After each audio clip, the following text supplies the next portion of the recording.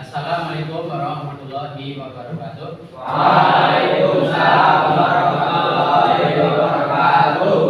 Selamat siang semuanya.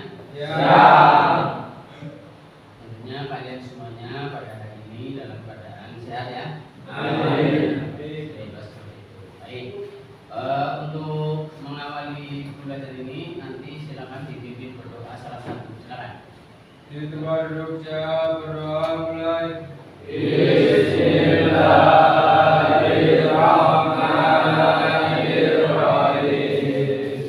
Raditu billahi rabban wa bil islami dinan wa bi Muhammadin sallallahu alaihi wasallam nabiyya wa rasulah.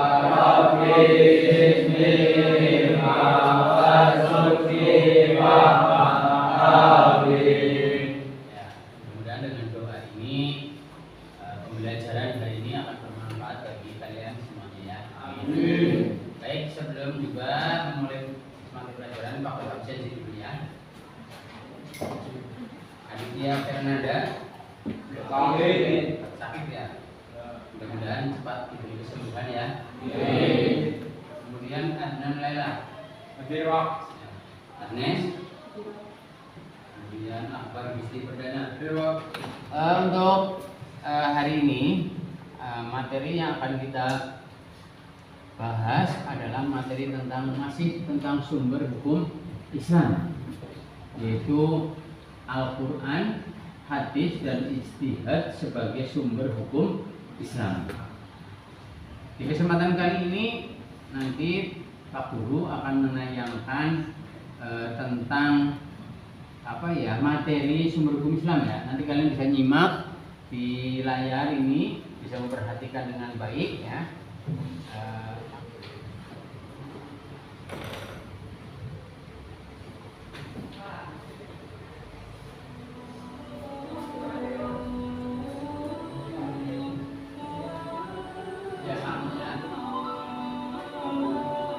Lanjut.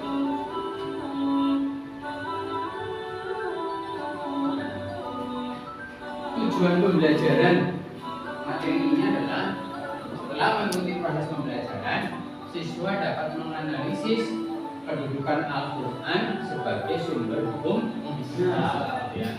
Ini tujuan pembelajarannya.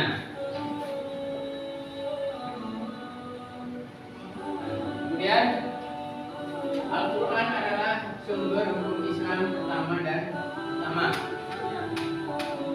Jadi simak. Isinya Al-Quran adalah Al-Quran firman Allah yang diwahyukan kepada Nabi Muhammad SAW.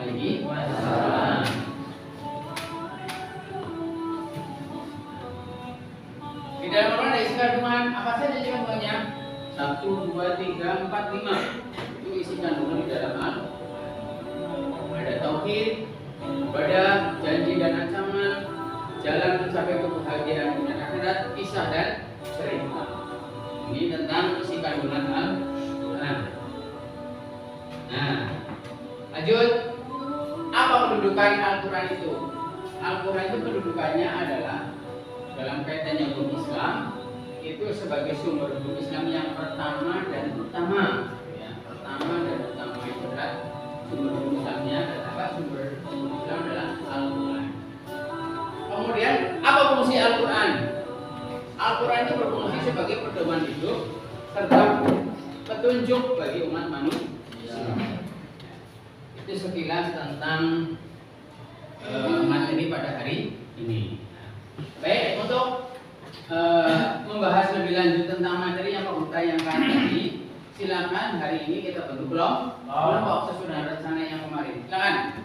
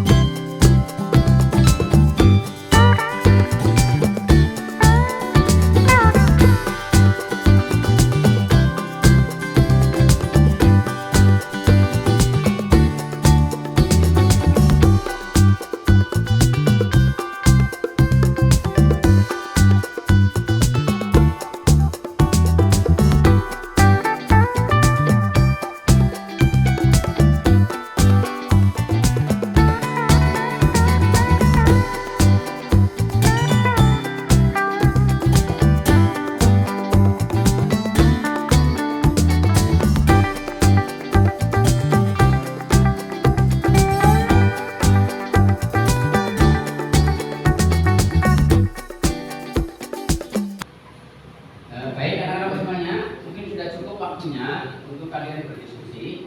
Silakan nanti persiapkan masing-masing kelompok untuk presentasi di depan ya, depan ini teman-teman kalian. Oke. Sudah siap semuanya ya? Baik.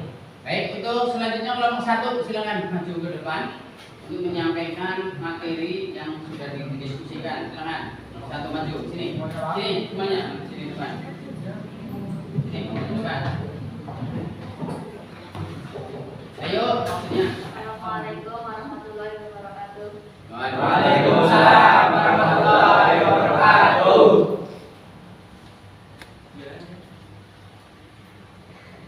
Saya Aziz Rahmawati dari kelompok 1 ingin mempresentasikan materi tentang pengertian Al-Quran.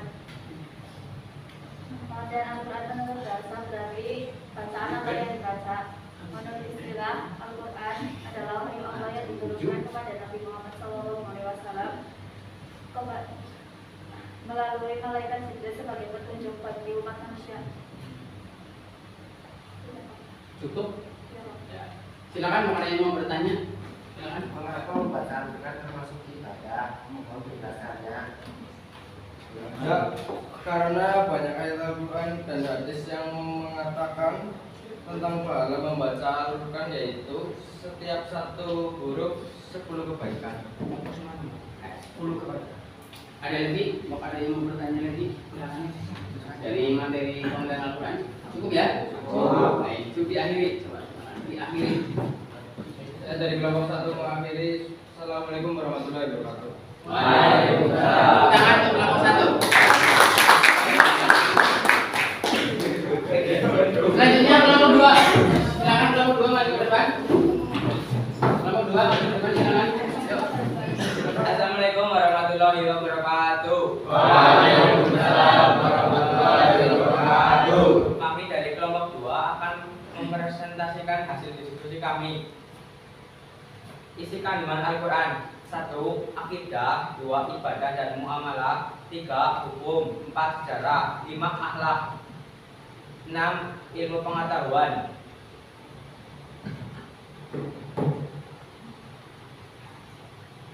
Mohon tanggapannya kawan-kawan. Ya, silakan. Kalau ada yang mau bertanya, ya. Nama siapa Mas?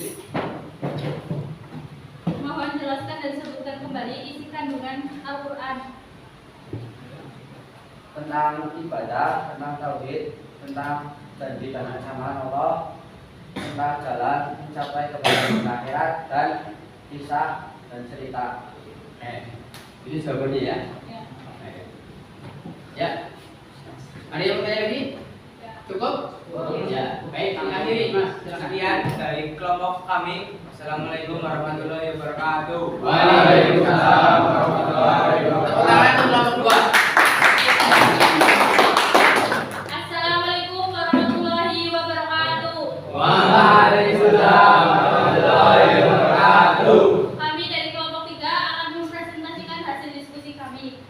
Pendudukan dan fungsi Al-Quran. Al-Quran merupakan salah satu mukjizat Nabi Muhammad SAW sebagai pedoman umat manusia hingga akhir zaman. Dalam sumber hukum Islam, kedudukan dan fungsi Al-Quran adalah sebagai sumber hukum yang pertama. Sekian diskusi dari kelompok 3. Ada yang mau bertanya? Ya, silakan. Ada yang mau bertanya? Ya, diri. Silakan. Tolong jelaskan ayat Al-Quran yang menjelaskan tentang kedudukan dan fungsi Al-Quran. Ayat Al-Quran yang menjelaskan tentang fungsi dan kedudukan Al-Quran adalah Quran Surat Al-Hasyr ayat 7. Ya, itu jawabannya. Ya. Ada lagi yang mau bertanya? Ya. Paham ya semuanya ya? Paham. Tidak ada yang bertanya lagi? Ya, baik disumpulkan. Silakan. Sekian dari kelompok kelompok 3. Wassalamualaikum warahmatullahi wabarakatuh. Waalaikumsalam warahmatullahi wabarakatuh. Ya, tepuk tangan buat kelompok 3. Baik, terima kasih. Yang tadi tiap kelompok sudah maju ke depan mempresentasikan hasil diskusi kalian, dan Pak Guru simpulkan ya. Pak Guru buat kesimpulan dari apa yang sudah kalian presentasikan, bahwa betapa pentingnya Al-Quran itu menjadi sumber hukum Islam ya. Karena sumber hukum Islam yang pertama dan utama itu adalah Al-Quran. Kemudian kedudukan Al-Quran itu sendiri adalah di atas daripada kedudukan hadis ya. Nah, apa isi Al-Quran? Tadi adalah firman Allah yang diwahyukan kepada Nabi Muhammad Sallallahu Alaihi Wasallam. Kemudian ada berapa surat ayat Quran? Itu tadi sudah disebutkan berapa surat ya? 114 surat, ayatnya 6.276 ya. Kemudian tadi sudah disampaikan temanmu ya. Itu adalah isi Al-Quran. Jadi hari ini, hal yang di dalam mempelajari materi sumber hukum Islam khususnya Al-Quran adalah bisa menganalisis bahwa Al-Quran itu adalah kedudukannya sebagai sumber hukum Islam. Itu seperti itu ya, untuk kesimpulan dari Pak. Baik, untuk selanjutnya mungkin hari ini dicukupkan ya. Saya mau bertanya dulu ya, pertanyaan pada kalian tentang hasil daripada diskusi hari ini. Saya bertanya, satu pertanyaan, silakan kalian jawab. Ya, siap ya? Ya, siap. Tunjuk jari yang nanti bisa menjawab pertanyaannya Pak Guru. Ya. Pak Guru tanya, isi kandungan Al-Quran itu apa saja? Jawab tunjuk jari. Pasangan, boleh kelompok 1, 2, dan 3. Isi kandungan Al-Quran apa saja? Silakan. Ya, Mas. Tentang tauhid, ibadah, janji dan ancaman, jalan mencapai kebahagiaan dunia dan akhirat, Ya. kisah dan cerita. Oke, terima kasih. Tepuk tangan buat jawabannya tepat. Jadi itu adalah isi kandungan Al-Quran. Nah, baik. Untuk kalian di rumah, tolong hasil ini kalian resum, ya, Mas. Hasil dari diskusi hari ini kalian resum. Besok ketemu dengan Pak Guru dikumpul. Baik, itu saja mungkin untuk hari ini, dan nanti kalau Pak Guru mengakhiri silakan dikembalikan tempat duduknya ya. Baik Pak Guru, untuk pembelajaran psikologi. Assalamualaikum warahmatullahi wabarakatuh.